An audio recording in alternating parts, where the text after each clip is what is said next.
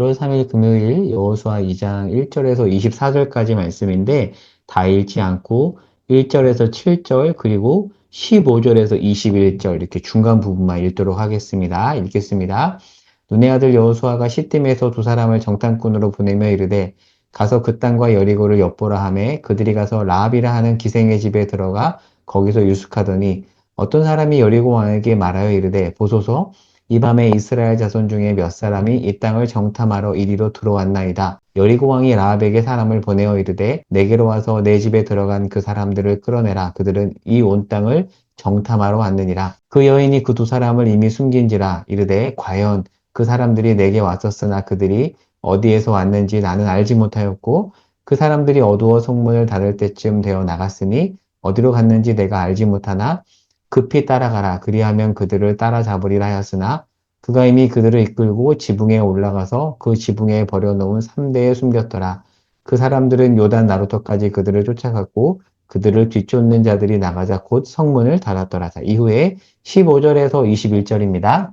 라합이 그들을 창문에서 줄로 달아내리니 그의 집이 성벽 위에 있으므로 그가 성벽 위에 거주하였습니다. 라합이 그들에게 이르되 두렵건대 뒤쫓는 사람들이 너희와 마주칠까 하노니 너희는 산으로 가서 거기서 사흘 동안 숨어 있다가 뒤쫓는 자들이 돌아간 후에 너희의 길을 갈지니라. 그 사람들이 그에게 이르되 내가 우리에게 서약하게 한 이 맹세에 대하여 우리가 허물이 없게 하리니 우리가 이 땅에 들어올 때 우리를 달아내린 창문에 이 붉은 줄을 매고 내 부모와 형제와 내 아버지의 가족을 다 내 집에 모으라. 누구든지 내 집 문을 나가서 거리로 가면 그의 피가 그의 머리로 돌아갈 것이요 우리는 허물이 없으리라. 그러나 누구든지 너와 함께 집에 있는 자에게 손을 대면 그의 피는 우리의 머리로 돌아오려니와 내가 우리의 이 일을 누설하면 내가 우리에게 서약하게 한 맹세에 대하여 우리에게 허물이 없으리라 하니 라합이 이르되 너희의 말대로 할 것이라 하고 그들을 보내어 가게 하고 붉은 줄을 창문에 매니라. 나머지 말씀은 따로 읽어보시기 바랍니다. 말씀 나누도록 하겠습니다. 네, 아직 요단강을 건너기 전입니다. 자, 1절에 보면 현재 이스라엘 백성들은 요단강 동편 시딤에 있습니다. 자, 이때 여호수아가 두 명의 정탐꾼을 요단 건너 가나안 척성 여리고에 보냅니다. 자, 정탐꾼이 들어간 곳은 어디죠? 여리고의 라합이라 하는 기생의 집입니다. 자, 그곳에 아마도 손님으로 가장에 들어가서 유숙했던 곳으로 보이는데요. 자, 그런데 2절에 보니까 정탐꾼이 왔다는 소문이 여리고 왕의 귀에 들어갑니다. 아마도 이제 스파이들을 곳곳에 배치하면서 이것들을 파악했던 것 같아요. 자, 그래서 이 정탐꾼을 축출하기 위해서 사람을 보냅니다. 하지만 라합이 화이트 라이, 선의의 거짓말을 해서 이들을 숨겨주고 이들은 발각되지 않습니다. 자, 그러면 라합은 대체 누구길래 이스라엘 정탐꾼을 숨겨준 걸까요? 상식적으로 생각해 보면 이스라엘 정탐꾼을 여리고 왕에게 밀고해서 알려줘야 되는데 그런데 숨겨주니까 이 여인은 마치 여리고 사람이 아닌 이스라엘 사람처럼 보이거든요. 하지만 민족적으로는 여리고 사람입니다. 자, 이 사람에 대해서 살펴볼게요. 먼저 기생 라합이라고 하는데요. 학자에 따라서 약간 해석이 갈리는데 그녀를 기생이 아닌 그저 여관집 주인이었을 것이라고 추정하기도 해요. 그러니까 기생이라는 어떤 직업은 갖지 않았을 것이라고 보고 싶은 마음이 있죠. 왜냐하면 라합은 나중에 살몬을 통해서 보아스를 낳고 거기로부터 다윗과 예수 그리스도가 나오니까 족보에서 그런 부정적인 것들을 거두고 싶어서 기생이라고 보지 않는 관점도 있는데 근데 성경은 분명하게 기생이라고 해요. 그리고 추정컨대 여관도 운영했던 것으로 보입니다. 여관을 운영하면서 여러 사람들을 만났던 것 같아요. 수많은 사람을 만나면서 정보를 가지고 있다 보니까 그곳에 이 정탐꾼이 들어간 것이죠. 자, 그런데 오늘 보면 15절에 보면 이 라합의 집이 어디에 있었다라고 되어 있냐면 성벽 위에 있었대요. 성벽 위. 어떻게 성벽 위에 집이 있는가? 자, 그림을 볼게요. 자, 이 당시 여리고성은 이중벽이었습니다. 이렇게 첫 번째 벽, 두 번째 벽이 있고 이 사이에 높은 길이 있는데 여기에 집들이 있었어요. 그림에 보시면 나오죠. 그런데 이 성벽 사이에 가난한 사람들이 살았대요. 그러니까 라합은 가나안에서 변방에 있었던 사람인 거죠. 자, 그런데 그 변방에서 이스라엘의 변방이 아닌 가나안의 변방에서 하나님에 대한 소문을 듣고 본 게 아닙니다. 듣고 믿음으로 정탐꾼을 숨겨줍니다.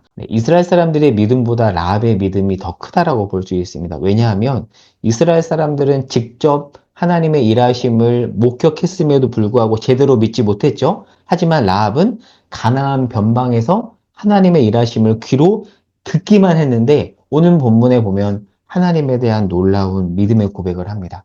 야, 봐라 이스라엘 백성들아, 누가 더 낫냐? 너희보다 이 이방 변방의 여인, 귀로만 들었던 이 여인이 더 낫다. 이런 것들을 상징적으로 보여주는 그런 의미도 있습니다. 자, 듣기만 하고 가졌던 그 믿음, 그 믿음으로부터 나오는 라합의 고백을 좀 보도록 할게요. 자, 9절에 보면 여호와께서 이 땅을 너희에게 주신 것을 내가 안다. 이스라엘 백성들도 벌벌 떨고 있는데 과연 주실까 의심하고 있는데 라합이 이미 하나님이 여러분에게 이 땅을 주셨습니다라고 믿음의 고백을 하죠. 그리고 10절에 보면 출애굽의 기적도 내가 들어서 알고 있고 동편에서 요단 동편에서 땅을 줬잖아요. 두 지파 반에게. 그것도 내가 하나님이 준 것임을 알고 있다라고 하고요. 11절에 보면 하늘뿐 아니라 땅에서도 하나님은 하나님이라고 얘기해요. 그런데 개역 한글판, 우리가 가지고 있는 개역 개정 말고 예전에 봤던 개역 한글판에선 이런 표현이 나옵니다. 기억하시죠? 상천하지의 하나님. 이 고백은 라합의 고백입니다. 정탐꾼들은 실로 놀랐을 것으로 보여요. 자, 그리고 이 놀라운 그녀의 고백을 듣고 나서 이제 돌아가는데, 돌아가면서 18절에 보면 이런 말을 해요. 우리를 달아 내리운 창에 붉은 줄을 메고 가족을 모으면 너의 집은 허물이 없을 것이라고 합니다. 이 줄은 어떤 줄이냐면 두 정탐꾼이 도망간 줄이에요. 근데 이 줄이 하나의 표징이 되어서 특별히 이 줄은 붉은 줄인데 마치 예수 그리스도의 보혈을 상징하죠. 그리고 6월절 어린 양의 피를 의미하기도 합니다. 이 줄의 붉은 것을 보고 이 집은 나중에 여리고성을 점령할 때 이 줄을 보고 이 집은 넘어가겠다라고 말하는 거예요. 그러니까 6월절 어린 양의 피가 문설주에 있는 것을 보고 6월 했듯이 이렇게 될 것이다. 즉 이것은 출애굽 사건의 재현이라고 볼 수 있어요. 피는 아까 예수 그리스도의 보혈을 상징한다고 했잖아요. 그러니까 다시 왔을 때 얼마나 집이 많아요. 정신없는 중에 라합의 집이 어딘지 제대로 파악하지 못할 수 있으니까 이렇게 표시를 해놓으라고 하는 겁니다. 이게 바로 이제 오늘 본문 내용인데요. 자, 오늘 본문을 조금 낯설게 보면서 질문을 해볼게요. 자, 여러분, 정탐꾼을 여호수아가 보냈잖아요. 꼭 정탐꾼을 보내야 했을까요? 어떻게 생각하나요? 이미 땅을 주시겠다고 하나님이 약속을 했잖아요. 그리고 정탐꾼에 대해서는 40년 전에 좋지 않은 추억이 있습니다.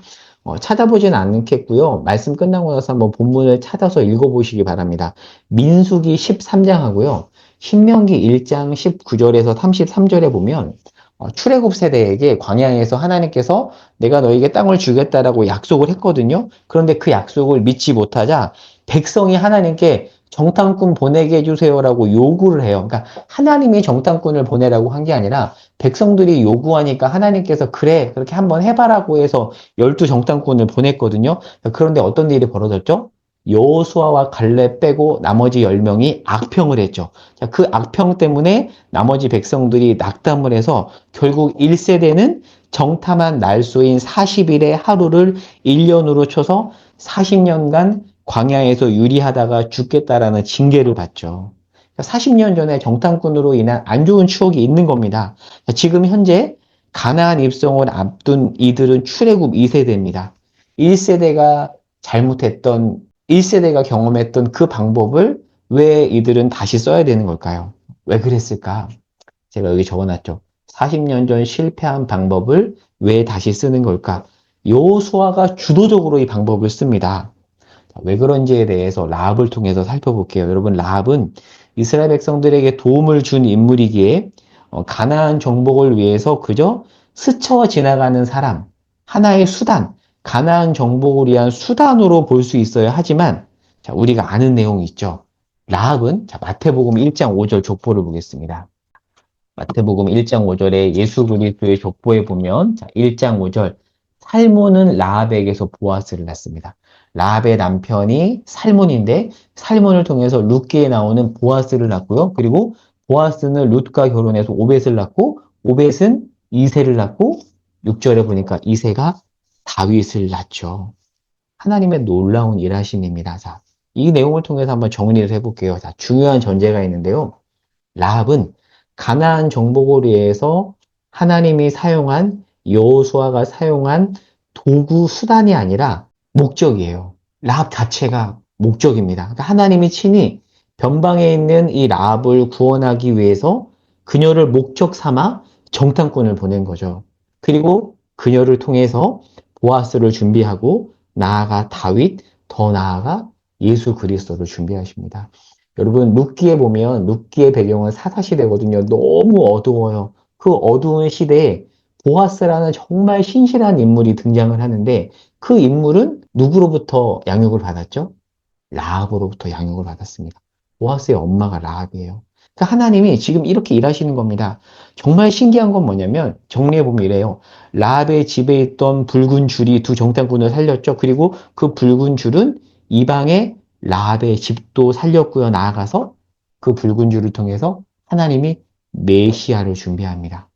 여러분, 아까 라합의 집이 어디 있었다라고 했죠? 여리고성의 이중벽 사이. 특별히 그 이중벽 사이에는 여리고 안에서도 가난한 사람들, 변두리에 있었던 사람들이 살았거든요. 아무도 주목하지 않은 그 변방에서 하나님은 새로운 일을 시작하시죠. 여러분, 여기서 하나님의 일하심이 보이시나요? 우리의 생각을 뒤엎는 하나님의 신비가 보이십니까? 모두가 외면하는 비천한 한 여인을 수단 삼지 않고요. 목적 삼아서 구원의 자리로 초대하시는 하나님의 일하심이 보이십니까? 때로는 여러분이 수단 같고 주변 같다고 생각될 때가 있나요? 저도 그렇게 생각될 때가 있거든요. 아, 나는 그래 수단이지. 그냥 하나의 도구지. 그러니까 좋은 의미의 도구가 아니라 이용당하는 도구지. 나는 주변인이구나. 그런 생각을 하면서 이거 좌절에 빠질 때가 사실 있잖아요. 그런데 그 변방과 수단 같은 인생 가운데 하나님이 함께 하시면 달라집니다. 하나님이 함께 하시는 주변은 그 자체로 중심이 됩니다. 오늘 설교 제목이죠. 다시 한번 강조할게요. 하나님이 함께 하시는 주변은 그 자체로 중심이 됩니다. 누구 때문에요? 하나님 때문에 그렇습니다. 사랑하는 여러분, 우리 삶에 하나님이 함께 하세요. 우리의 삶은 변방 같고 주변 같지만 하나님이 함께 하시기 때문에 우리의 삶의 자리는 중심입니다. 여러분의 삶의 자리가 중심임을 잊지 마시기 바랍니다. 오늘 기도 제목, 오늘 하루가 신비한 하나님의 일하심의 자리임을 믿고 나아갑니다. 이렇게 믿음으로 고백하며 오늘 기도 제목을 좀 붙잡고 이 아침을 열도록 하겠습니다. 제가 기도하겠습니다. 하나님, 우리 삶의 자리가 주변 같고 아무것도 아닌 것 같을 때가 많이 있습니다. 그러나 그 자리에 라합 가운데 함께했던 그 하나님이 함께 하십니다. 하나님으로 인해 우리의 삶의 자리는 세상의 중심임을 믿습니다. 하나님이 함께 하시기에 그렇습니다. 우리 삶의 자리가 그러한 자리라는 것을 기억하고 오늘 하루를 살아가겠습니다. 은혜 내려주시옵소서. 예수님의 이름으로 기도합니다. 아멘.